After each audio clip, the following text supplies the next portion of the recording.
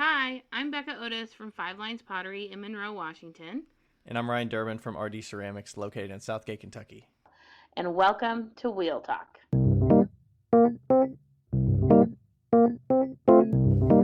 Hey guys, we've loved answering all of your questions so far. If you'd like to hear your question on the podcast, please send them to us on Instagram at Wheel Talk Podcast or by email to wheeltalkpodcast@gmail.com. Thanks. All right. Hello, Ryan. Hello, Becca. We're live. We're live! These are the kind of voices I make when I talk to my cats. I know. I'm like basically a cat now. That's what I am. You're like a cat to me? Is that what you're saying? Yes. Because I talk to you like that? Yes. I talk to my cats great. like that too. It's something about a higher pitched voice. I don't know. It's like you're reaching a tone that they can understand. Oh, I just do it. I like whenever I walk in the door, I go, "Hello, kitties." That's it.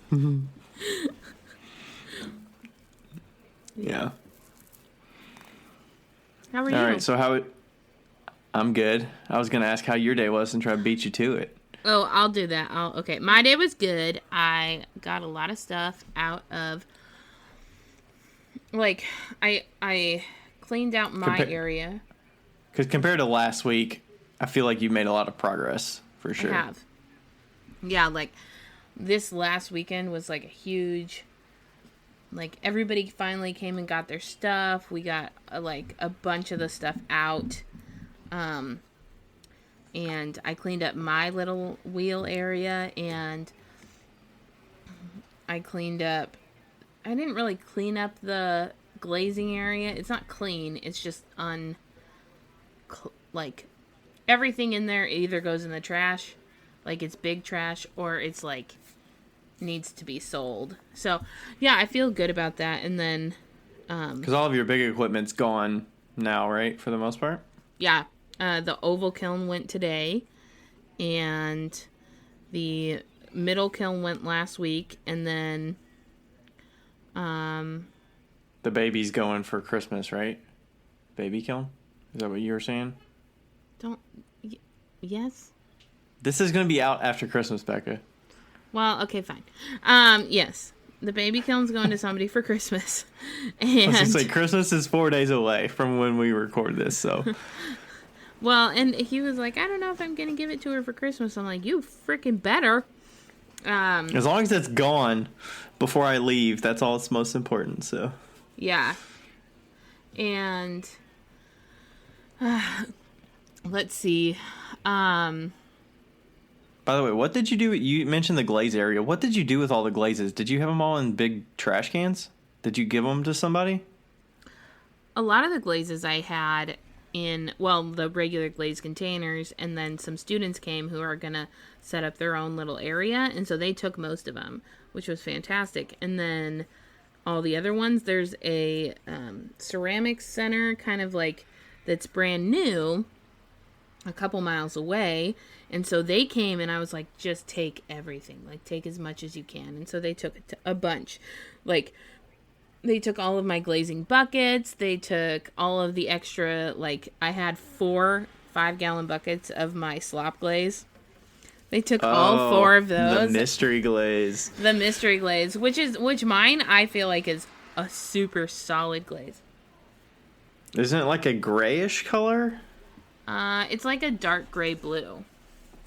Oh, nice. See, my mystery glaze is like it's a green color. It's kind of like a muddy green. It looks really good on the speckled clay, but kind of meh on the white clay. Yeah, I got super lucky with my mystery glaze. Yeah, sold the oval kiln. Yeah, I feel like everything's kind of like going according to plan, which is good. Oh, and Andrew got me polymer clay for Christmas, and so I've been playing with that. Yeah, you have like bricks and bricks of different color clay. Yeah. I'm going to order more colors after Christmas. I just want to wait until that's done. And then, like, until I'm in my final place. And then, Lloyd caught a mouse. this last week. I saw that. Yeah. Was he just playing games with it, like letting it run around? Yeah, unfortunately, he was taught how to catch mice by Tibbet, and Tibbet is like the master Chinese torturer. Like, I always thought that I say that because I think she's a ninja. She's secretly a ninja. Because I've seen Tidbit run after a mouse and jump and do a backflip in the air and then catch the mouse in her mouth in mid-flight. Oh And my she gosh. landed on her feet. I've seen this cat do that. And so what Tibbet used to do is she would torture the mouse from like when she got it to 7 hours later. Yeah. And so that's exactly what Lloyd does. But Lloyd's not smart enough to find the mouse and eventually kill the mouse. So he lost it somewhere. And he stared at the couch for like 6 hours. Waiting. You know what was funny watching that was your space is so empty with everything out of there. So you saw the mouse clearly running around and Lloyd was having a hell of a time like running around finding it because the mouse had nowhere to hide because there was no like crevices or nooks that they could get in. And it was sad. I mean, like, I realize that I'm a cruel human being, but I mean, the mouse was gonna die anyway. So, we're like chasing the mouse so it goes towards Lloyd, and like we're like, Lloyd, it's over here, it's over here, and we're like egging him on. You can't hear that in the video because we turned the sound down, but it was funny. How was your day? It was good. I took the day off from work. I did my show this weekend, which just to recap that. It was the last show of the weekend at Washington Park in downtown Cincinnati. I did the same kind of show during the fall. It was a fall fest at Washington Park, and that was a good show. It was like unexpected. It was one of those where I don't see a ton of advertising on social and all that about the show because it's not like one show organizer that is putting the show on. It's like the people that manage the park that host the show. So like they're not, their whole thing is not like hosting art shows. So I felt like it was like under advertised, but people still come out, which is great because I think the park just gets a lot of people that are out walking their dogs and like making a day of it to enjoy the weather and all that. And it was awesome sales. I sold over $3,000 for 2 days. That's insane. So it was sweet. And I was looking at the analytics, and a third of those sales were in items that were $12 and under. So I sold over $1,000 in spoon rests, shot glasses, and like mini planters with air plants. It was crazy. That's awesome. Yeah. So that was my weekend. And normally I would do a show Saturday, and then I'd have kind of Sunday to recover. And I was doing the show Sunday. So kind of didn't have that. And I was like, well, I've got some PTO days to use, and it's not a big deal. So I'll take a day off today. So I took a day off on Monday, which was today. And Alex came over and glazed a bunch of stuff in the studio while I loaded the kiln. And we watched Elf and Home Alone while we were in the studio. And yeah, I got that kiln firing. And that'll be the last kiln of the year to fire. So yay! Pretty productive. Yeah. I got one custom that I need to get out. And the person that was picking up was local, but the person she was sending it to is in Louisville, her sister. And she was like, are you going to be done by the 19th? And I was like, no. So I was like, I will deliver it to her because I'm going to Louisville. Like, what's her address? That's so nice. I'm going to hand deliver it to her sister so she doesn't have to transport it and like mail it to her late. So luckily she lives like 5 minutes from my parents, so it's not a big deal. That's good. I've been yeah. Oh, go on. She liked that, so that was kind of my day, and then just packing up some packages for the last couple days too. Yeah. I have been definitely trying to avoid shipping anything at all. Just to like add to the mountain of packages you see in some photos of USPS and stuff. Yeah, I mean it just looks terrible. And I feel so bad for USPS, like the workers.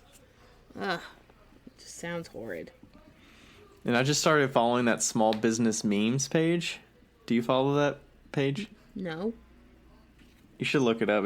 I think it's small biz, B-I-Z, memes. And they just have some funny shit on there about people that are like... Yeah. Okay, so people that want to look it up, small B-I-Z On M Instagram? M-E-M-E-Z. Yeah. Pretty hilarious. So it's a lot of, right now, currently, it's a lot of people that are, they reshare posts of people that are commenting in like Etsy pages of messages. Oh And my they're like God. shitting on people for stuff not being delivered on time. But it's a lot of, like, I want to return this item for this reason, and people just being basically like assholes and being cruel to shop owners and like what people have to deal with as small business owners. But it's pretty hilarious. So I'm seeing a lot of those in that profile recently. I'm sure we can all relate. Yeah, I think I saw some other potters sharing stuff, and that's where I initially jumped into it and saw it. And it's just like, some of those are hilarious. And they blank out the sender so you don't like know who the customer is. Right. And then usually the shop owner will bounce in there in the comments and say, "Hey, that was me." Yeah, Nice. so pretty hilarious. Yeah. So I can't believe Christmas is in 4 days. I know, right? I can't believe it's the end of December, like, period, and the year's over. You know what I was telling Rebecca is that she was like, I can't believe it's finally happening. That, I'm leaving and going to Indiana because it's been 7 months. Like, I decided that I was going to move to Indiana in March. Like, it probably didn't even did it still feel real for you the last, like, couple months? Or was it when you started, like, getting rid of stuff? Or I guess was it when you made the decision?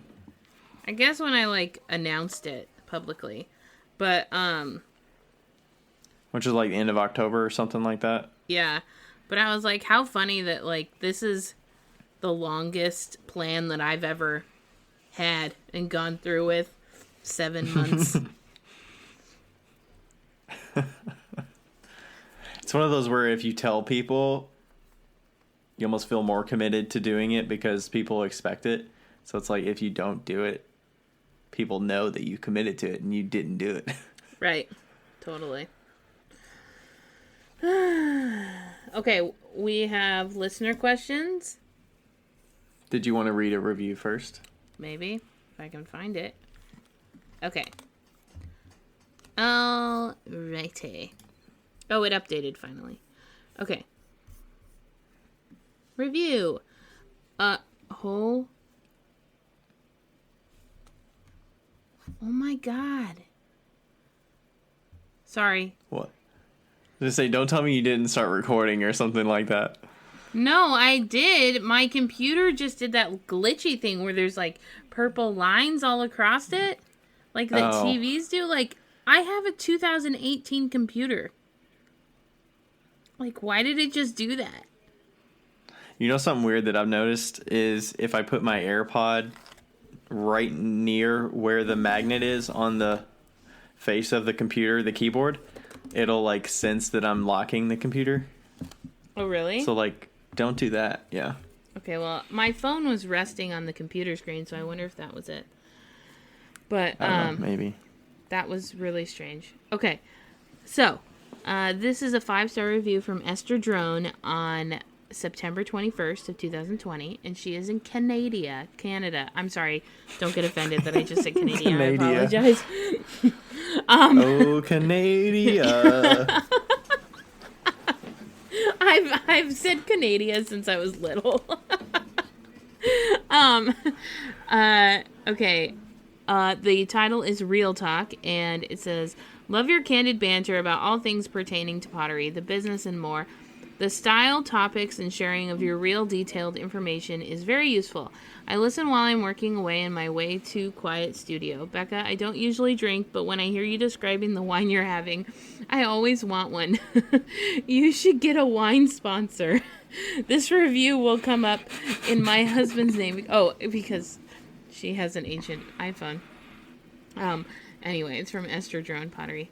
I do have a wine sponsor, actually. Sponsor, Drink Bev. Drink Bev. Use the code SuperPotLady20 for 20% off. The best deal for that is like the 12-pack girls' night out from what I looked up. The 12-pack? I think so. Okay. From the options that I was going through, because I thought it was a little expensive when Rachel was looking at the sparkling version. And then I was like, we kind of looked at it and I was like, the 12-pack one looks like a better deal. Right, and we did the math too. It comes down to like $3 a can, right? Yeah, And I think if you get a larger than a 6-pack, it was like $3 a can. yeah, and we figured, 4 cans is one and a little bit more of a bottle, so 3 cans, so $9 for a bottle of wine. That's not bad. So yeah. Anyway, thank you, Esther Drone. Yeah, thanks. We found a Canada review. I'm gonna delete it. All right, sounds good. I didn't have delete a question. the review. The review's still there, just on our notes. Okay, I have a question, pre-listener question. Okay. That I just thought of. What is an insecurity of yours? And I will start. Mine is reading aloud from a list, from like reading a paragraph like that aloud. I feel like I'm always playing catch up, and like I'm not gonna sound like reading just period. Like I'm terrible reader, so. Oh, I'm a pretty That's bad one of reader mine. too. I was actually thinking about that while I was reading this. I was like, God, I'm doing really well right now. I always feel like I'm like playing catch up, and like something is like the words are gonna start disappearing if I don't catch up with them and like keep reading. Oh, really? I just feel like I'm really bad at making Enunciating. Not enunciating as much, but like making sure I pause correctly, like when the sentence ends and all those things. So, yeah. That's mine. Did you have a different one? Or An is that the same thing? insecurity? Yeah. Oh. I I always know. sucked at reading, so that was mine. Probably. I mean, yeah, probably. I don't like reading out loud, so yeah. Yeah. I just hate reading, period. There's so much more stuff I'd rather be doing with my time. But I like reading. like reading books is what I'm kind of talking about. But I don't like singing in front of people. I don't do that either. I'll sing around Rachel, and that's it. Rachel, the cats, and maybe my family. Yeah. Like karaoke, I get super bad stage fright. Fuck that. No way. Fuck that. No way. All right, let's go to an actual listener question that we got from Trillium Pottery. I don't remember. This was probably on Instagram when we asked for all the questions. So, this one asks, how was organizing Pot Swap? And it died. Boop. Hi. Hi. Did you kill us? I'm so sorry. Did you try and lock your phone or something and it killed it? I couldn't hear anything because like one of my earphones was being weird and then I accidentally clicked it. So for everybody at home who doesn't know, my computer's been really weird with the internet. So I'm on my phone and Ryan's on his computer and I accidentally clicked the earphone and it hung up the call. Sorry. All right. So I will reread the question. I'm sure you'll hear it on the recording because you can hear each of our sides anyways. So the question was from Trillium Pottery, how was organizing Pot Swap this year? They didn't say this year, but how was organizing Pot Swap? So I guess we can talk about this year and then so what do you think about organizing Pot Swap this year? Well, I think that it was. I've been doing all the move out stuff along with organizing Pot Stop with Ryan, and I hope everybody knows that Ryan does most of the work. And so he saved my ass a few times. So, but we thought that this year was going to be insane because we had 400 people. but it wasn't as insane as I thought it would be. I feel like, we kind of figured it out last year, and that helped. Yeah, I think you start to get a taste of how much work goes into it with 200 people. Yeah. Well, we first figured out the first time with like 100 people how much work went into it, and then you figure out what tasks you don't want to do the next year. Yeah. Like accepting applications through DMs, bad idea. That was terrible. And manually putting everything into the Google Sheet. And then we're like, oh, well, now we don't want to have to share everything on our account because this is nuts. Yeah. We have so many stories and it clogs up all of our stories. So and that's where the PotSwap official account came in. Yeah. And then we got a team this year of wonderful women who have been helping us share on the PotSwap official Instagram, and it's been fantastic. Yeah. I love it. I see all these messages that come into PotSwap official, and I'm like, thank God I do not have to go in and check every single one of these. I know. Because they come in at all hours of the day, and I'm like, oh, so glad that we decided to do the team thing this year. So yeah. I think we've got like 8 people besides the 2 of us, something like that. Maybe, 7 or 8. It's been wonderful, and they've been so great, and I love the different styles of everybody. Like, we were just talking about how, so, like, Lindy did it last week, I think, and then, like, everyone brings something different to the table. So, like, this week, Ice and Dust is doing it, and she has put on the funniest questions. She's just doing a bunch of different questions, and they're so hilarious. And, or is it Haley? Sorry. I think it's Haley, like Haley's comment. Haley, like Haley's comment, yes. They're just so funny, and I think that, I don't know. It's just, I just love how everybody takes, like, a different spin, Yeah. I was flipping through those stories, and I was like, is she done with these polls? I feel like we're on, like, poll number 12 or 15, and then one of them's like, do you think Ryan and Becca regret having me take over this account for the week? Yes or no? And I was like, hell no. Like, take it. No. I know. I thought they were so funny. So, yeah, I think that this year it's just been... Yeah, it's been a lot easier than I thought it would be. What about you? What do you think? I think it's been a lot easier, too. It's pretty hands-off for us now. I mean, we currently manage, and only the 2 of us manage the email. Yeah. And the mail merge side of it. So any mass communications that go out, those are all on us to do. But the whole Instagram sharing and reposting and answering DMs and all that is pretty much whoever's working on the team that week. So that's been awesome. I think we'll definitely continue the team part of it and increase the number of people next year. Yeah. But I think getting our communication out there about what to expect. I mean, people this time of year, we're a few days out from Christmas. People are getting really antsy, or a few people are getting really antsy and asking, I haven't got my thing yet. Like, what should I do? And at this point, it's kind of like, the Postal Service is crazy. Or some people just don't send them out. So, yeah. Totally. I mean, we can only do so much and remind people so much and all that. So, I think it's grown significantly. And do you remember we talked with, I'm trying to remember the name of that account. Somebody did a bowl swap this year, and they were asking us. So that was pretty fun to give advice. I can't remember how to say it. I can't either. She has the blue stuff. She has all teal stuff and stuff. Yeah, I'm looking it up. Kins and Clay. Kins and Clay. Kennecat Clay. Yes. I knew it started with a K. Kennecat. I guess that's how you say it. Kennecat Clay. They did like a bowl swap 2020, I think.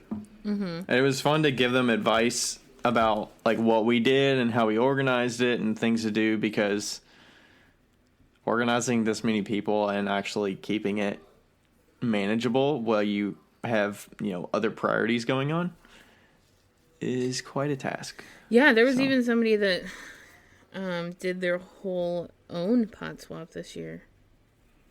Yeah, I haven't checked on them. I want to see. They I'll have blocked to us, look so that we up. can't. We can look at them on one of our 3 or 4 accounts that we have. So Yeah, but they blocked us because they didn't want to ask us questions. But we hope that it went well for them. yeah, we do. We do. So yeah, looking forward to next year. We'll see what next year holds and what changes happen. How many people I'm do you loving. think next year? I mean, I feel like we should double it. I was thinking that too. Like we just double it to 800. Yeah. I mean, we haven't even had the spots open for 24 hours yet. Right. There was tons I of think- people that were like, I didn't get it this year. Like, I didn't even get in. I mean, some people will see those posts like 3 weeks after and they're like, let's do it. Like they don't even look at the date. they or don't. Yeah, anything. yeah. Yeah. But yeah, if we could double it, that would be awesome. I think 800 is a very good goal. How I fun would love that it be? if we had some kind of like sticker or something that people could buy and that would like go toward, I don't know. That'd be cool. Because I was really surprised that people were willing to even donate anything to just help us pay for the mail merge stuff. Oh yeah, because so we had this year, if people don't know, we had to buy a package for this mail merge thing because it just made it so much easier for us to send out 400 emails all at once. And we asked people if they would donate like $2 or whatever. 50 cents or whatever, because 50 it was cents. it was like $40 that we needed for a yearly subscription of it. Yeah. And I totally understand that people are completely willing to. I think that they realize that this is something that's really valuable, for a number of people. And yeah. And if somebody was organizing something like this and they know that it's not going like into our pockets, Yeah. And they know we're just volunteering our time, and everybody that's on the team that's reposting stuff is volunteering their time to just do this Yeah, totally. for fun. Yeah. So, I think that people are like more than willing to help out if that's the case, especially if it helps it increase how many people can participate next year, Definitely. Yeah. Yeah, so we'll see what happens next year. I would say anybody looking out that has seen Pot Swap stuff and wants to get in for next year, look out around October, because I want to say we got it done about early October, mid-October this year. So that's when we kind of got the ball rolling with applications and stuff like that. So Yeah. be on the lookout then. All right. Yeah, Are we're we going to ready try to go and to the... every year we say we're going to try and do it a little earlier and we never do, so. Well, we did it earlier this year for sure. Did we? We were hitting November last time, so we only gave that's people good. like 6 weeks to get everything done. Whew. Tired. All right, should we get to the topic for today? Yes, what is the topic? All right, so this is another listener question that we got from Magpie and Molly, which is Jason. He's actually in Southgate. I think he's only like 5 minutes from me, or less than that. He's in the same city I am here in Northern Kentucky. But his question is, do you ever worry that selling firsts and seconds lowers the value of our ceramics and unnecessarily makes two different customer bases? This came from a Q&A with Krista Assad at the Seattle NCCA. She refuses to make seconds because it makes two customer bases and it's unfair to both. So Magpie Molly, thanks for that question. Yeah. And we'll see where this goes. This is one that we kind of looked through the list and was like, what would make an interesting topic? So I have no idea where this is going to go. Right. I don't know if Becca does either, but.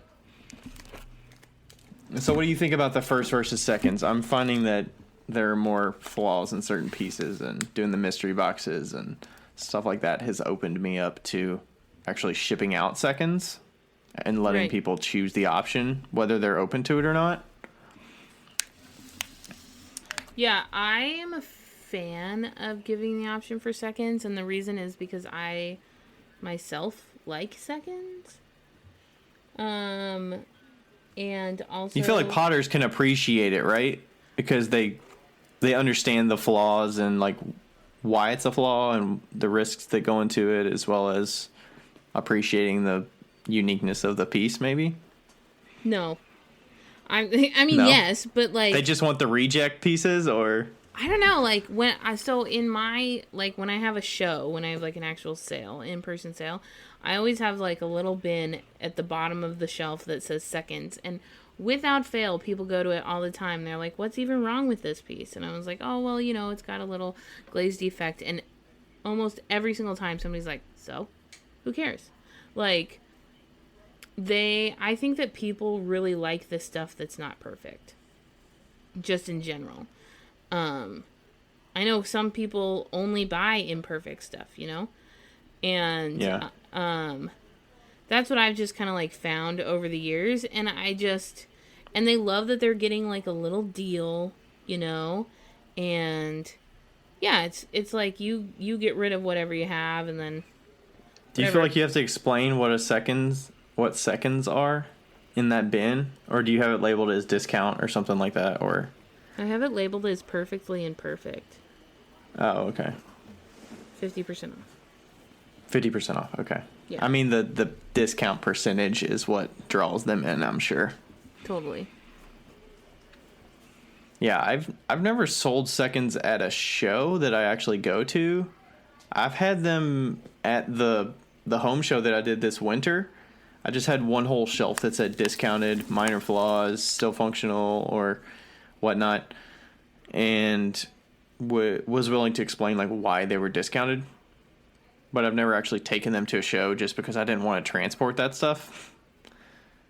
And I have a finite amount of space in my vehicle to transport, and I didn't want to wrap anything extra like that. That's like I would be totally fine if that broke in transit Right. rather than taking it and selling it.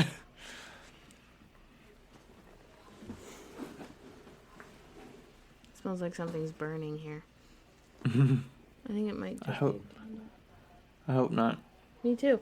Um yeah, no, and I think it's interesting how she well, how the lady at Ensika said, what did she say? This came from a Q&A with Krista Assad. She refuses to make seconds because it makes two customer bases and it's unfair to both. Yeah. The initial thing was about first and seconds lowering the value of ceramics and In making general. two different customer bases. So, like, does it decrease the value of your work to have a bin that says discount perfectly imperfect, 50% off? Does it lower the value of your booth to have a bin like that along with firsts? What do you think?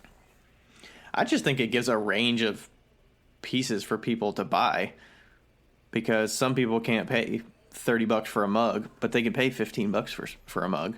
Yeah. Maybe they're in the market for it. I think it's a good way to get somebody introduced to your stuff, but then it begs the question of, is it good to have them introduced through a piece that has flaws in it that they might have issues with? Or also depends on the level of what you would consider a second or perfectly imperfect that's in that bin. Right.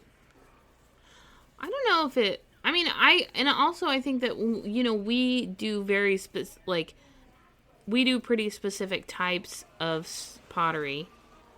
More basic, run of the mill. Like, it's not super fancy, as you will. And I would imagine, and I could understand how somebody that may have something that's a little bit more of a higher priced item could totally see that separation, Yeah.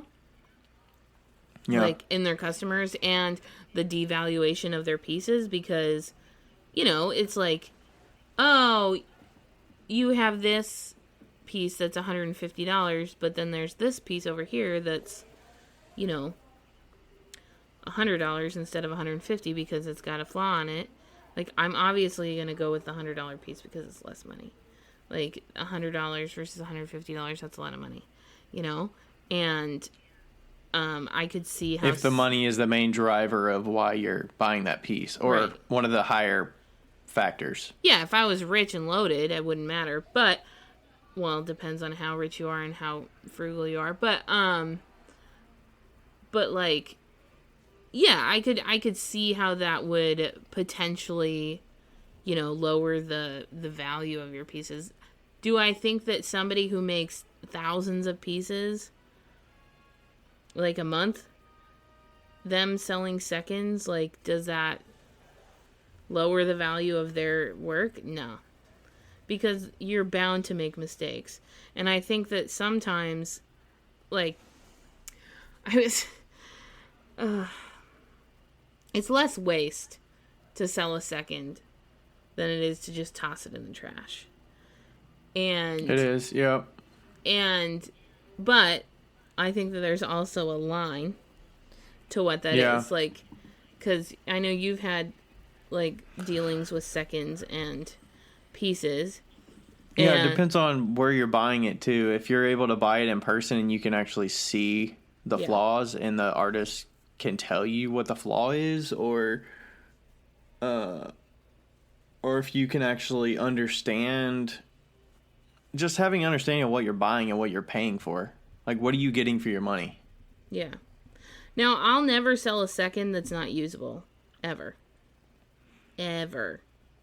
Like, I'm always going to sell a second that had a glaze drip, or it had a little bit of glaze that, like... When you say a glaze drip, are you saying another color got on it or something? No, like, dripped down to the shelf. Oh, it dripped down and you sanded it? And I sanded it, yeah. Like, all of a second like that, or the glaze crawled a little bit, so there's a little bit of glaze, like, clay exposed, or there's a sealed in crack, where there's a difference between, like, a crack after it's fired and then it's not usable versus, like, oh, the piece cracked and then glaze got in that crack and then it sealed it up, Okay. Yeah, I have a bowl like that that's behind me over here. Yeah, and so... Because I was thinking about whether to ship that as somebody that said they wanted a mystery box and wanted seconds were fine. And I was like, are they going to have issues with that as they use it more? And that piece is probably really thin right there. Well, yeah, you have to kind of like... But it's sealed, so it's like, I don't know. You have to kind of, like, take that into consideration. Like, most of those pieces I just keep for myself. But... And, that would be my last pick, to do the sealed crack. But I probably wouldn't sell one online with a sealed crack. The mystery box, it depends. But or it might be a piece that I add in there above. Right, exactly. Like if their value is $75 and I've already given them $75 worth or $85 worth, then I might add that in there too to get rid of it. Totally. But they're also fine with seconds, so... Yeah, exactly. Like if you're giving enough and then adding that on top, I wouldn't care. But you could always send a note saying, "Hey, I had this extra one and I wasn't gonna do anything with it. Here you go." But yeah, I mean, like, can you tell your story about the mug? Yeah. We're not gonna say who it was, but yeah. So I'm trying to think of how to phrase this. Okay, so the person that I bought this piece from is very popular. Demand is very high for their work. If I didn't buy their work, somebody else would have bought it. I bought it because I wanted one of their pieces because I really admired the product that they put out. Yeah. I think it looks really good. It's really engaging. And it was a second sale that I bought it from. So you already know that even with the demand for their first quality work, which is the retail price, it's already high-priced items. They could be a $100 mug club person. Everybody's going to buy that stuff. Every restock, they sell out. Minutes, done. Seconds, even more so because stuff is discounted. Anything that's bought is like somebody's most likely going to, or anything that's listed, people are going to buy that in minutes.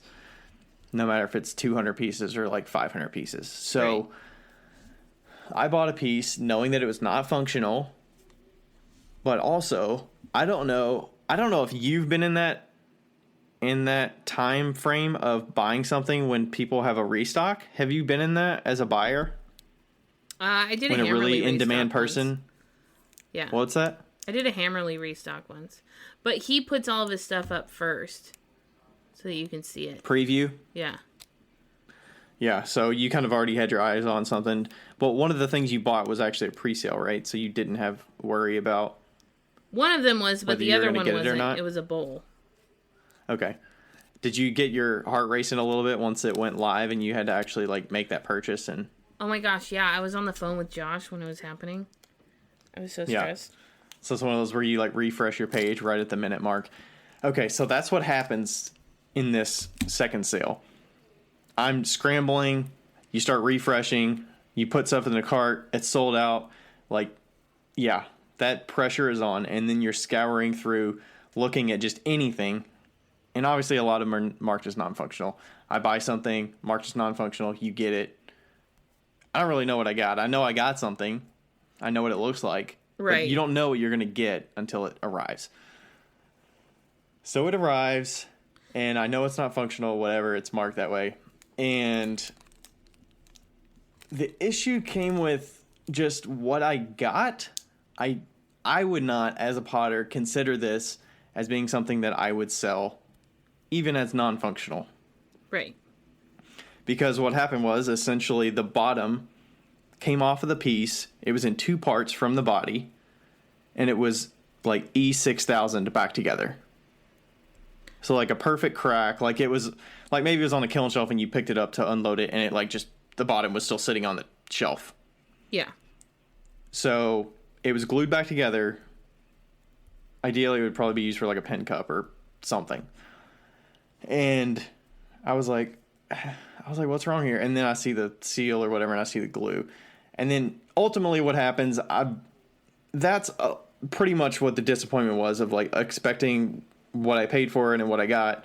I think I paid $28 or $30 for it probably 35 with shipping or 40 with shipping. Which is more than what I sell my stuff for regular Yeah, I would fees. I would ship one of my first mugs for like $40 probably and get it to you for $40 or something like that. So, what I'm willing to spend for something was, I didn't feel like I got the value out of the piece from what I got. So essentially for me as a non-functional item, it was just for display on my mug shelf. And ultimately what happened after that was my mom came and visited, and she picked that mug to use for her morning coffee and brewed a Keurig in it, and saw that the level of the liquid was like so low by the time it finished. And she was like, well, that's weird. Maybe I picked the wrong setting. And then she like did more and filled it up. It was because it was like leaking into the tray underneath. Because it wasn't sealed, obviously. And I don't expect it to be, used for coffee at that point. And then what happened was it had spiral cracked from the base all the way up one side and all the way up to the opposite side. So, and then she felt so bad about it because she was like, I don't know what happened. I thought I broke this piece. What the hell? And I'm like, don't worry about it. It wasn't functional. I probably should have moved it out of the way or did something. But yeah, so I don't feel bad about that part of it. About that's totally on me. And then, yeah, that's kind of, I guess, the end of it. I did talk to the person recently through direct message about my feelings as a customer, and feeling like I didn't exactly meet my expectations. So that's where you got to kind of draw a line of what you would consider as a maker and as the quality control of your product. What are you willing to sell versus what are you willing to throw away? Obviously, you've got the waste factor. You've got the risk of issues factor. Yeah. On the customer side, once they get it, if it's a mug and you mark it as non-functional, will it be used as a functional item at some point in the future, whether they bought it that way or not? Right. So that's kind of where you have to decide. And was there any Becca note with it or anything that said this is what's wrong with the piece when you got it? No. No. And that restock was most likely like 500 pieces, so they would have had to put that in every single piece. Like, this is why it had an issue. So, yeah, I mean, you always talk about quality and, like, do testing. Make sure your stuff works well. Make sure you have a good clay body that fits your glazes right and doesn't leak or whatever. So, that's kind of where you got to determine as the maker, and you're, like, the end-all, be-all of this process. Like, this represents you. Yeah, I mean, like, when you told me that story, my initial thought was, I would never, ever sell anything that was cracked and I had to glue it back together. Like, I would never sell a piece that I had to glue. Ever. I feel like that's where the customer side of it, they would, like, snap a handle off and they ask in a group, hey, can you glue this back together? Yes. And then you would sell that. That's kind of what I relate it to, but... And then as the maker, you would be like, no, I can't glue that together. You'll have to find a use for it and get another one. Yeah. It just... So in that case, I do feel like it does, like, definitely lower the expectations for, like, what you're buying, you know? But I mean, I understand that people's demand is so much higher, you know? Like, I understand that.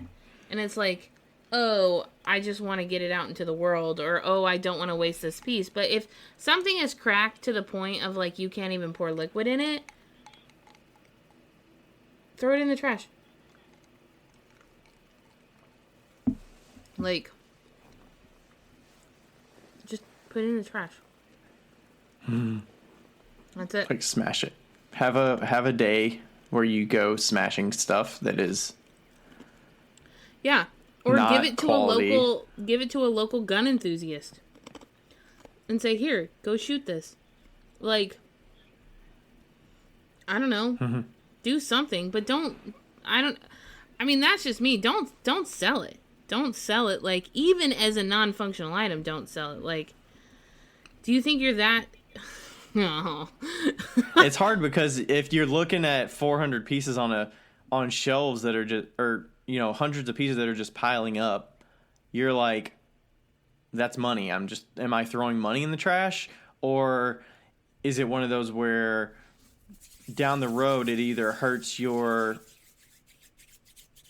people that are willing to buy your thing at a discount, do they at least get the value out of it, or are they more likely to, like, become a customer long term, or are they, like, I felt personally shied away from being a future customer because of that experience I had with it, and then the way that the interaction happened after the fact, Like, when I brought it up, as a customer being dissatisfied. So that's something that kind of factors into, am I introducing more problems down the road? How many seconds do you think they had? In the sale that I bought from? Yeah. Probably like 500. Like, was it a second? It was a specifically second. It was a sale. second sale. Yeah. Okay. Probably more than that. I don't know. In this recent one, they had more than that, too. Why do you have 500? See, that's my second question. Why the fuck do you have 500 seconds? I think they do it once a year. Doesn't matter. I do not have 500 seconds in a year. Like, what's going on? What's going on that you have 500 seconds in a year? That's so much. I don't know. I'm totally guessing, too, but that seems like a lot.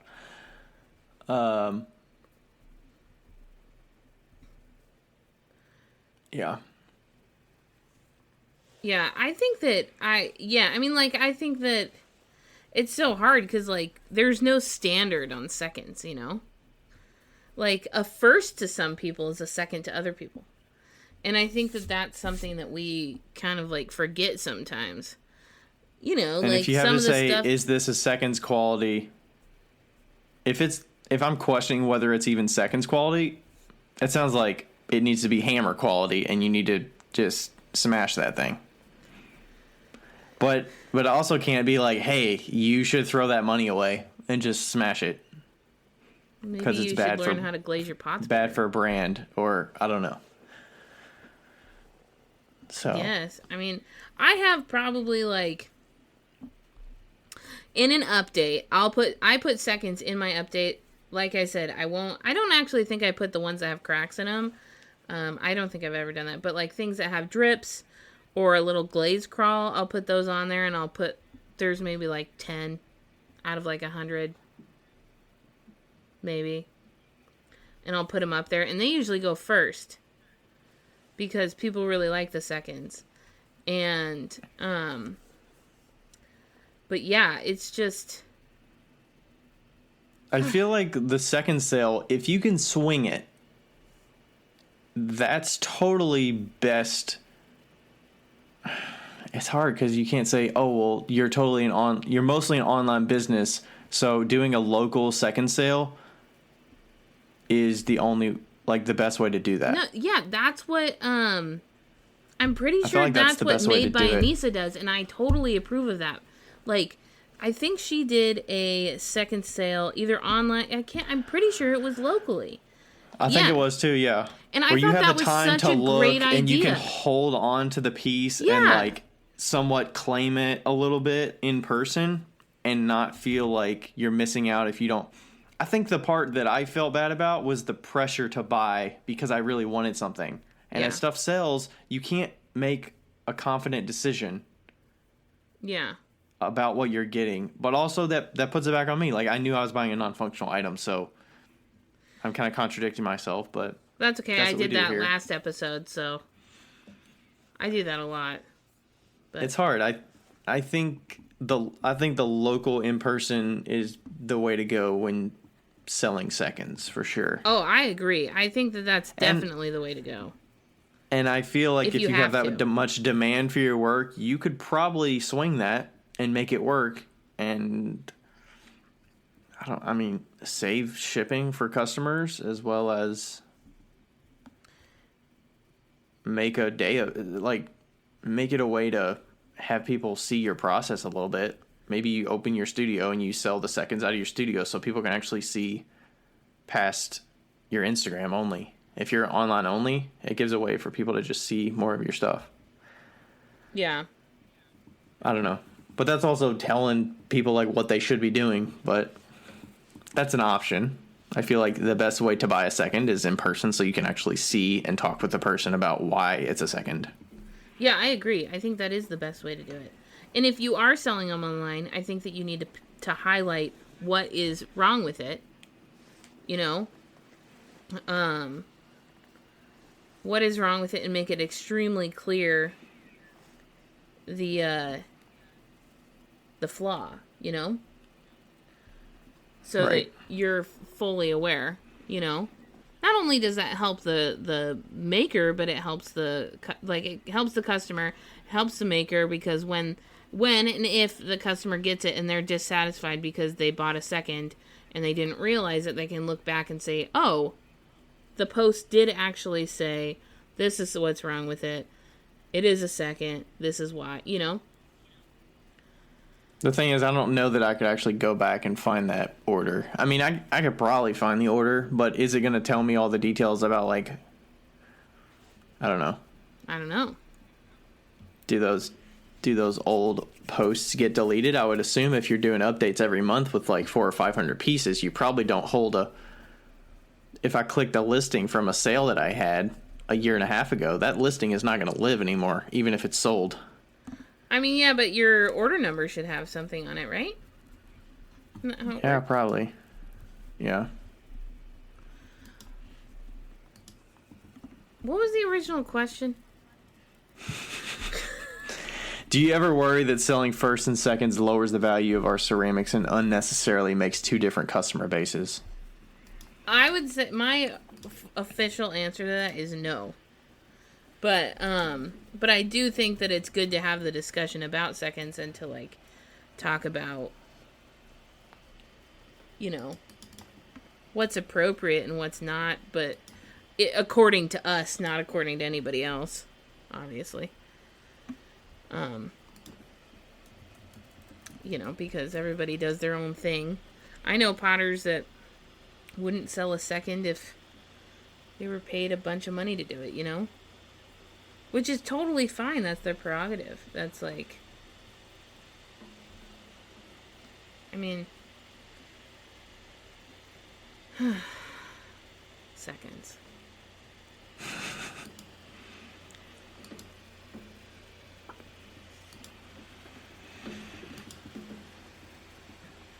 I think it's good to just have a variety of prices too. Oh, yeah. For customers. As long as they understand the value that they're getting out of that money that they're spending. Yeah. It's interesting, what we all think about our own pieces versus what other people think. I think that once I started selling seconds was when I realized that that people just love pottery. They don't really care if it's perfect or not, And what's funny is that, like, my students and, like, the members that I've had, like, the other day I was unloading a kiln and I saw something that was really, really wonky, like super wonky, and then one piece had like a little tiny divot in it, and so I'm like setting these ones off to the side, so that, because I know that they won't be sold because it was for a wholesale order. And my member was there and she was like, whoa, and I was like, I'm just gonna throw this away, and she was like, no, I'm gonna take that, thank you. And I was like, it's like, and she's like, no, it's great, it's perfect, it's like, I want this, and and then I was like, why do you take these things? And she goes, because we know that we'll never get to that level that you're at, so like we would love to be able to get a first that's as bad as your second. Exactly. Or that's as good as your second. Yeah, and I mean, like, this is what she was saying to me, not that I didn't, like, make this up or anything. But, but yeah, like... Maybe you did, I don't know. We don't know. We don't know. But, it's like, their idea, like, our idea of what is good changes so much over time and so much over the life of how, when we're doing ceramics and stuff like that, and yeah. It's important to remember that too, like, I'm not saying that all seconds are good. That's not what I'm saying. I'm just saying that, like, our perception on seconds as a potter that's been maybe doing it for 7 years or whatever is totally different than somebody who's been never done pottery or been doing it for 2 years. Yeah. And I'm seeing some, I don't know if this is considered seconds, but it probably is. As you introduce more flawed pieces or have issues with pieces that get out to customers, they will come back to find you. Oh, yeah. If there's an issue with a piece, the customer is not always going to be like, oh, well, that was totally my fault. Like, they will ask out of curiosity, is this supposed to happen? Yep, they will. So the story that I have is, very recently I had a customer, her and her husband have bought stuff at my shows. They probably own like 15 of my mugs or something like that. They have a collection and they have an assortment. Their kids use them. They use them daily. And they were using one of my mugs in the last, I don't know, a few weeks or whatever. And obviously, I can't test every single mug that comes out of my kiln.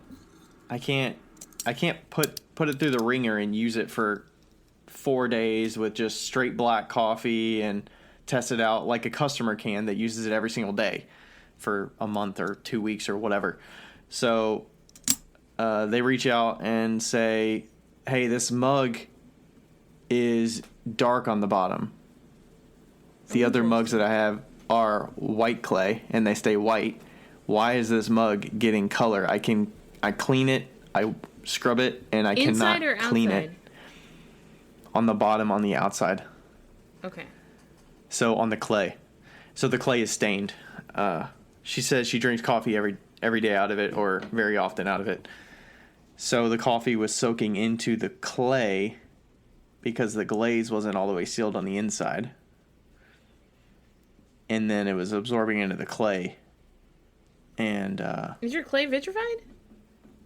it should be vitrified at cone 5 or 6. It's a 5 to 7 clay. So But have you done the test?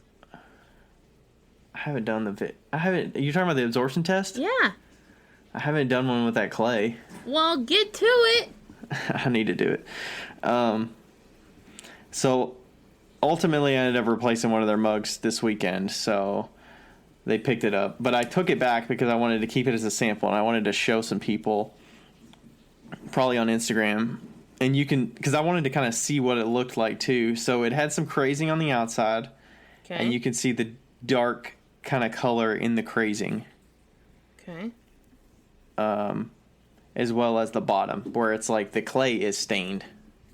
Like, it's on there. So if you scrub it, it's like, okay. So over the long term, this thing is going to just have moisture in the clay. So that's like, hey, I need to do an absorption test. And it could have been, it was also an older mug, so it could have been... Like how old? It could have been back when I was using the 6 to 10 clay, because if you know how I make my stuff, I make piles of bisqueware. Oh. And then I glaze them later. So, I mean, that mug could have been made in 2019. Yeah. So I can't exactly remember which piece it was. Or it could have been like reclaimed from that 6 to 10 clay and whatnot. So, and then I also learned when I tested a few more pieces with that same glaze combo, and they also had another similarity where I used the spiral or the wiggle wire on the bottom. Okay. So the bottoms were very thin, and I think it caused an issue with the glaze actually adhering really well because the bottom was so thin in the middle. So that's one of those where if I'm throwing, I either need to leave a thicker bottom if I use a wiggle wire, or just use a straight wire, or use a different glaze on the inside and avoid that glaze on the inside. Maybe it doesn't fit as well. But it was using floating blue, so it's one of those that I use all the time on the inside. It's right. it doesn't leak like that in other ones. So, and then I'm like, well, maybe it's the crazing that's barely on the inside lip that's absorbing some of that I think it's water, the clay. So that's one of those where the customer reaches out. They're like, I have this issue. What do I do about it? Like, what? The other ones are not doing this. So, and then you got to decide like what you do as customer service part of it. So ultimately I was like, hey, totally my fault. Shouldn't be doing that. I'd love to exchange that for you. And then picked out a mug that they liked and exchanged it out. So, and I did tests before I gave it to them because I didn't want this problem to keep going. So I tested, 2 or 3 other mugs, saw they had similar issues because they also had the wiggle wire bottom and they leaked and it was the same glaze combo. So it was like, so then it begs the question of I need to do more testing on more with that glaze combo for sure. Oh, yes. We've all been there. So that's where it's like, oh, it's a nice one, but like the quality ultimately needs to be there because you can't keep putting those subpar pieces out there because they're going to come back to you. Totally. And then even at that level, like, would you consider that a second, or would that be non-functional? That's not functional. Or that's not trash. Sorry, not that's smash it. That's smash it trash. Oh, also, I feel like this needs to be said. If you put anything in your trash that you actually want to throw away and you do it like on purpose, make sure you break it somehow. Like a second or whatever. Like whenever I throw something, maybe it's just me because I'm in the middle of downtown and homeless people go through my trash, but I always make sure that I literally, well, and also because I have students that'll go through my trash and be like, "Why'd you throw this away?" Make sure you actually break it before you put it in the trash. That's to the Plus, people it feels good. Plus, it feels great. Mm-hmm. Yeah. Yeah. Honestly, I feel like it's once you smash it, it's like you bookend that, and like all the worry about, oh, but I really love that piece. It's like just smash it, Just smash it. and like there's a closure there. Yeah. What are you doing with that clay over there? You're just like sculpting while we're chatting. Yeah. I don't know what you're doing. I'm making Sculpey earrings. Sculpey. And I'm using all the things to my disposal, but these are kind of dirty because like it's like a light color and I don't have a dust-free environment. Anyway, enough about me.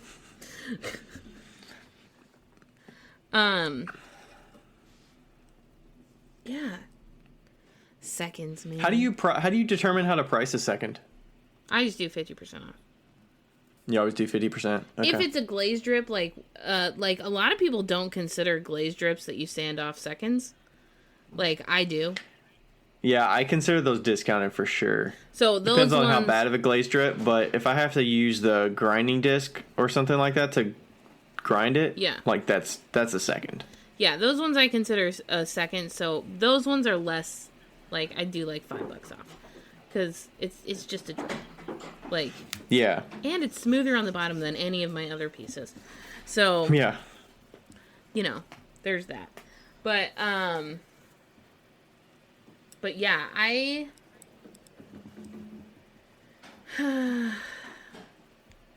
mine vary depending on the type of effect, the problem with it. Yeah.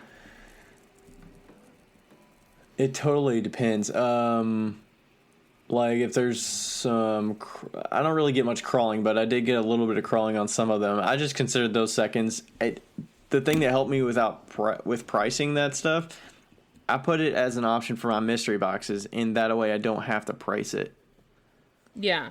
I just kind of estimate about what I think it's worth. Like if it's a $30 mug and there's a little bit of crawling on the lip in one spot, like that's not a $30 retail. It's probably more like a $25 mug or something like that. Yeah.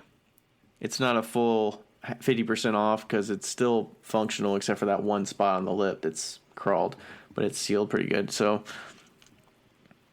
you know, I just kind of take that into account. That way I don't have to sell it directly for one price. Yeah.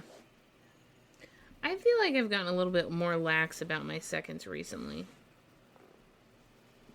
But maybe it's because I've been in the middle of like burnout and I just don't care about anything. It might be that. Well, some of it's, I don't want to carry the burden of these pieces very long.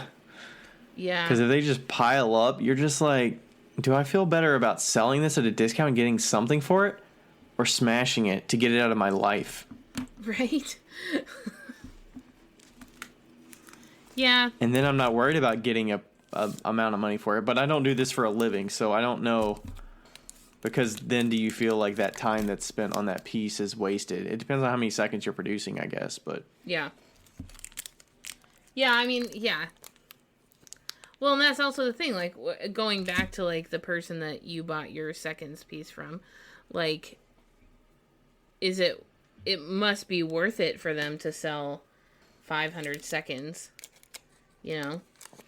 Sell them, take the time to list them, package them, ship them. Yeah. All that stuff. And do whatever work it takes to get them to the point where they can be sold. Yeah. Whether it's sanding the glaze strips or gluing the thing back together. All of that. Yeah. Because at that point, it's almost between like 50% price and full price. Because you're spending extra time that you wouldn't be spending on firsts. Right, yeah, I spend more time on seconds because I have to, like, you know, I have to, yeah, first you take it out of the kiln, it's on the shelf, and you're done. You don't have to sand anything. Like, you're spending more time sanding, so it's like... Yeah. I don't know. I don't know. It's so hard. I hate seconds. I love them. It's also tough because there's just so many pieces out there. And you kind of feel like there's a responsibility as the maker, as well as somebody producing wares that people are going to make or use for years. Yeah. Potentially. That are you introducing waste or introducing subpar quality stuff that reflects on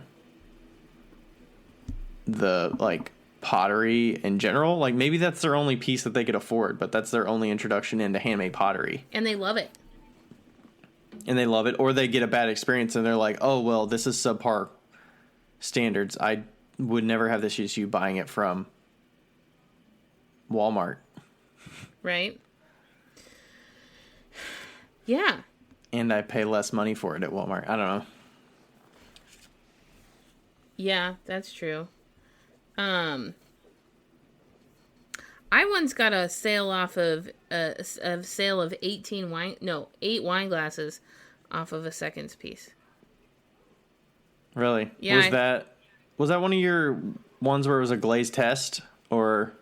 No, it was in Leavenworth, and I think it had just like a little glaze imperfection. It just a little dribble or something that was wrong. And she bought it, and she like loved it, and then she messaged me, and she was like, "Oh my gosh, we're coming back through Leavenworth. Can I have 8 more?" Did she expect them like that one, or just in general? Just no, more she knew of that they weren't going design? to be seconds. They were going to be first. But okay, and she paid full price for them and didn't expect a discount either. Yeah, no. Yeah. That's nice. What do you think of these ones? Those are cool. Yeah. They look like little. I don't know. The pink on the yellow is a little bit too bright for me. I feel like.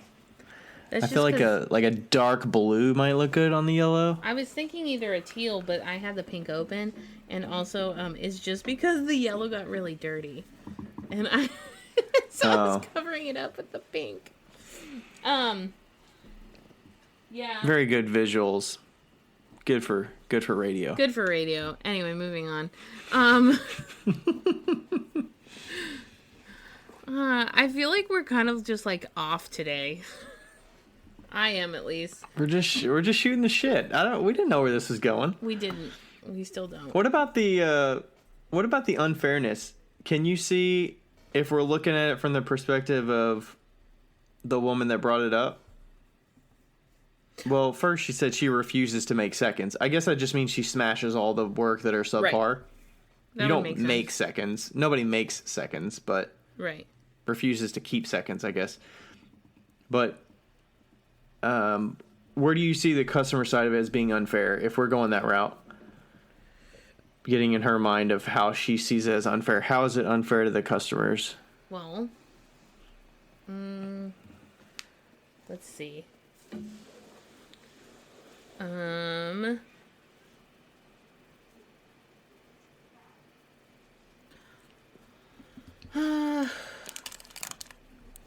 don't know. Is it like how are they able to get your work for less money when I paid more for it?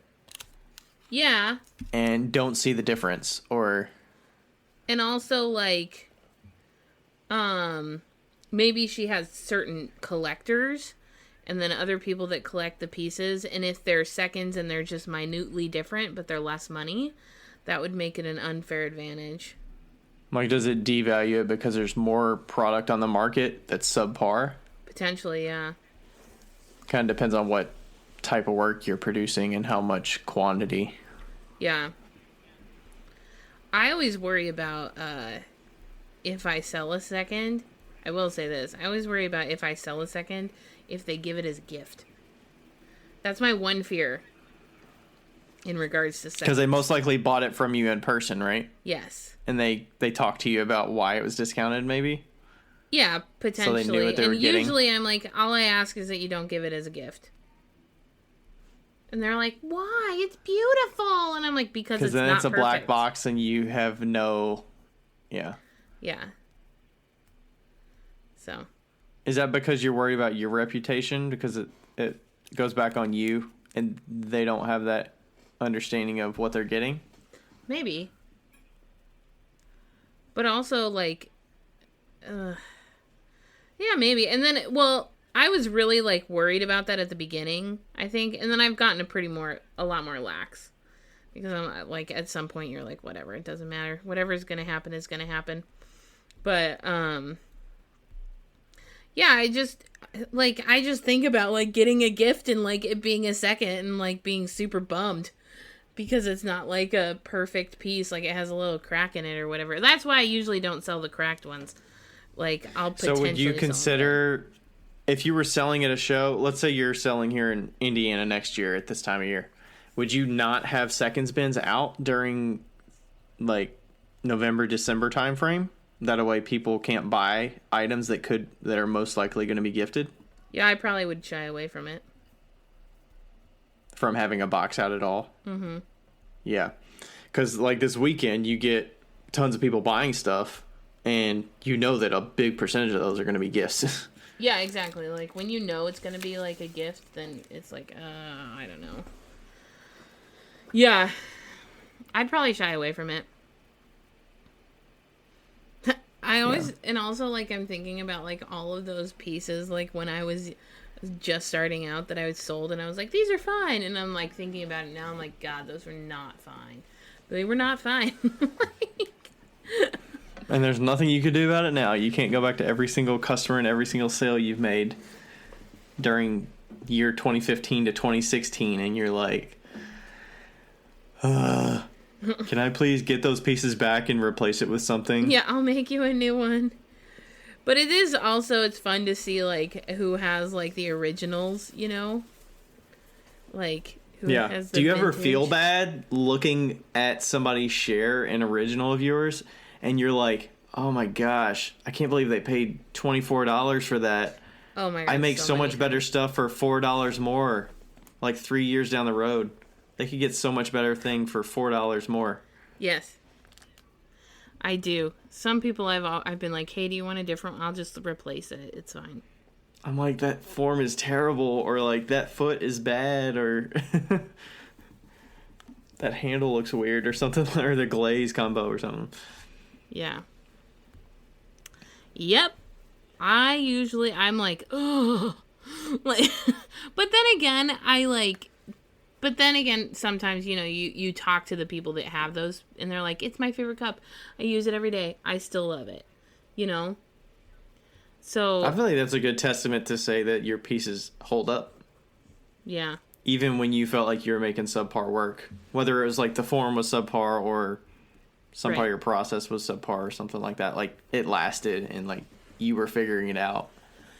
Yeah, that is nice. Even back then. Back then. Yeah, but I'm sure in 5 years I'll think the same thing about what I'm making now. Right. You know?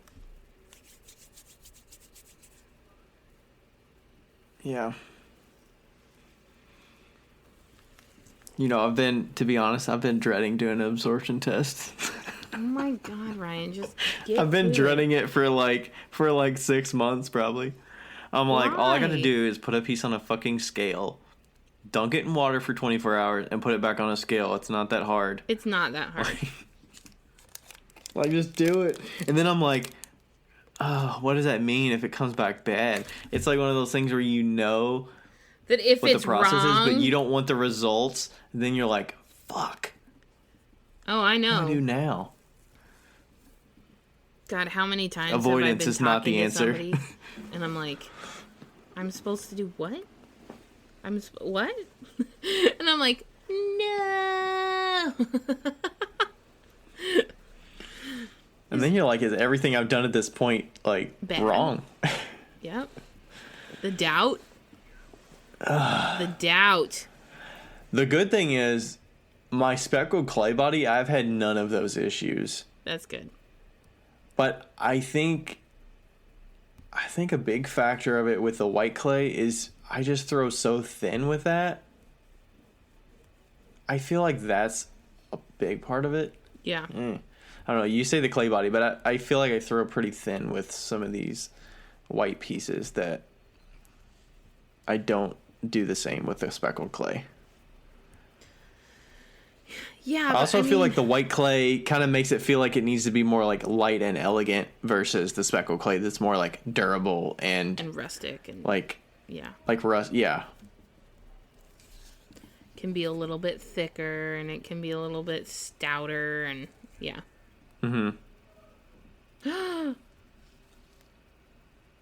I just mixed up the Sculpey the same color as my hair tie, like the exact same color. Is your hair tie? As my hair tie, my hair band, yes. Feel proud of Okay. myself. Anyway, All right, we should probably wrap up here. yeah, because yeah, We're rambling. we are rambling. It's like so close to Christmas. I think we're both just exhausted. I know. I felt a nice bookend this weekend after that show because I sold so many spoon rests and shot glasses that I'm like, oh my gosh, if I had another show next weekend, I would be going fucking crazy. Yeah. Because of just being drained of all of the pieces. Not all the pieces, but like my mugs were getting like, I've probably got like 60 mugs that are finished right now, which might sound amazing for some people, but for me, I'm like, I don't have almost any bisque mugs waiting in the back stock ready to go to restock, and then I'm like, oh, now I just need to make so many pieces. So I made that long list of items that I need to restock, and it's nice to just get to like a good stopping point. Yeah. Of selling. I agree. I felt like that, like, once I did my last, like, sale, I was like, oh, well, I'll just make a few more things and I'll sell them. And then when I got, like, that taste of freedom of, like, not having to sell anything, I was like, nah, I'm just gonna hide all these mugs. Plus, I hit that, like, you're in that kind of, like, make hay when the sun shines or whatever, where you've got X number of days until Christmas, so you're like, this high point is going to wear off once we hit like Christmas week. Yes. So I'm like, I need to, put more items online that people can buy that I know are in demand, and like make sure my shot glasses are restocked so that I'm not showing as sold out when people are wanting to buy it. Right. So it's like, I've got capacity to do a little bit extra, and then I'm like, oh, I can do a little bit extra. I can do that farmer's market on Wednesday. I wasn't planning on doing it, but I can do it again. And then I'm like, oh, I can make a few more pieces and like finish this custom out or whatever. And then things just pile on top of it where like I got to replace a woman's mug because the mug had issues. And then I got to, somebody else like wants a few more plates, not for Christmas, but like you still keep that conversation going with new prospects and new orders and stuff. It's not like the end of the year means the end of communications and you're going to start fresh with new things, but like you still got to continue to keep things moving. Keep on keeping on. So yeah, I think Rachel and I are going to take a little trip for New Year's, and that'll be good. Well, where are you going to go? I think we're going to go to Phoenix. Phoenix? Yeah, we're going to go to Phoenix, I think, a couple days before New Year's and a couple days after. So, are you excited? Yeah. Have you been there before? A long time ago. I think my aunt used to live there. Yeah. We've been there about 3 times, I think. I'm excited. It's pretty good weather there this time of year, and a lot of sunshine, which will be good. Yeah, we kind of had to decide where we were going to go based on COVID situations, where you kind of decide like what states are in more lockdown versus others. Yeah. And like, are you going to get a watered down version of a trip, or are you going to get a like somewhat halfway decent like being able to eat local food or eat, do activity like go hike or whatever, or they shut down or whatever. So Yeah. oh, that's crazy. Well, But yeah, after you you'll get be back, I'll see you. We'll be able to meet up. we will in the new 'Cause year. I'll be only 2 hours away from you. Mm-hmm. Yep. We'll do weekly podcasts in person. I'm joking. We're not committing to that. No, but you know what I was thinking of? We need to What? to commit to like getting together at least once a month. Just to talk, just to chat or podcast or whatever, or to like No, just interview somebody, or friends. just to be friends once a month. I like that. We need to commit to being friends once a month. Well, we're friends at least once a week virtually, so. I know. And then No, I was every just thinking other about day that virtually, and how, probably.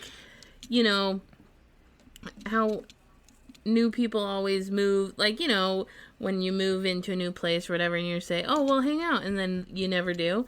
And I was thinking that That's a good point. I mean, there's people local to me here that we don't see each other once a month, and we whatnot. So yeah, and we can commit to seeing each other once a month. yeah. And it's one of those where you get so much more out of a relationship when you can actually see each other in person too. Yeah, it's true. And you don't feel like you have to be like on for like podcasting for the time being, or on to answer a question while you're doing your busy day and then I'm doing my busy day. Yeah. It's like, hey, we're just hanging out, or we're just doing this, or whatever. Playing Ticket to Ride. And also I got Uno Flip at the store. What's Flip? I don't know yet. It's got like two different, like each side of the cards is something else. Like you can flip over the cards somehow. I haven't played it yet. Oh. But I'm bringing it so that we can play it. All right. I know Rachel's excited to see that new that building. I don't think she's never been there. I was there visiting. Oh, she saw that building though? Yeah. She saw Rebecca's? Yeah. Oh, okay. I didn't think she did. Because I saw her old place in the same building when I came and stayed there on the couch. Yeah, Rachel saw her new place. Okay, I haven't seen that one, so she's ahead of the game there. She is ahead of the game. Yep. Sounds like a plan. Do you know when you're actually... Oh my gosh. I think there was a meme or something that was like... What was it? It's like, slap, sounds like a plan. Sounds like a plan. When are you supposed to actually get to Indiana? So... I think probably the date that I'm gonna show up is, I want to say the 8th. Oh my gosh, I had that in my mind. I was like, you're probably gonna say 8th. Yeah. Okay. I Take maybe you about a little week to get there with maybe stopping. a little earlier because I have to be at my parents' house. I have to be at my parents' house on the 5th or 4th or 5th. And I might show up early there, and then I'm not gonna stay very long there, and then I think I'm gonna leave the 5th. Or no, the 6th. And then I'm gonna go to Isaac's house, and then stay the night at his house, and then I'll do probably a full day driving depending on weather. So that would put me at the 7th. Because you're in Kansas. How far? I mean, from Kansas to... From his house to Indy is like 10 hours, I think, so I could do it in a day. Yeah, that sounds about right. And so you probably stop in like St. Louis or something like that. I think St. Louis is about 5 hours from Indy, maybe 6 hours, maybe. No, I just go straight through. Oh, you drive 10 hours straight. Okay. Yeah. Yeah, and so then I would just get there right after. So 2 days from Colorado to Indy. I'm thinking. That's so much driving. Yeah, with a Hope cat. Lloyd's gonna do all right with the vehicle. I don't know yet. I might get my car back tomorrow, and I think I'm going to take him for a few test drives. A few 10-minute test drives. Yeah, see how he adjusts. Is he gonna flip out over 10 minutes? If he is, we're screwed. Need to get some little like cat relaxation medicine or something. Right. I mean, he's so attached to me, so I don't think he will. I'll just let him out of the cage and let him sit on the dashboard. Like, yeah. I think he'll be fine. Yeah, it sounds like we might need to audible on that while you're driving podcast, because I don't know that that's going to work, but... Yeah, we'll probably not do that anyway, so that's fine. Yeah. We'll keep it safe. We'll keep it safe on the road for Becca and Lloyd. Yes, Becca and Lloyd. I want her to get here safely. Thanks.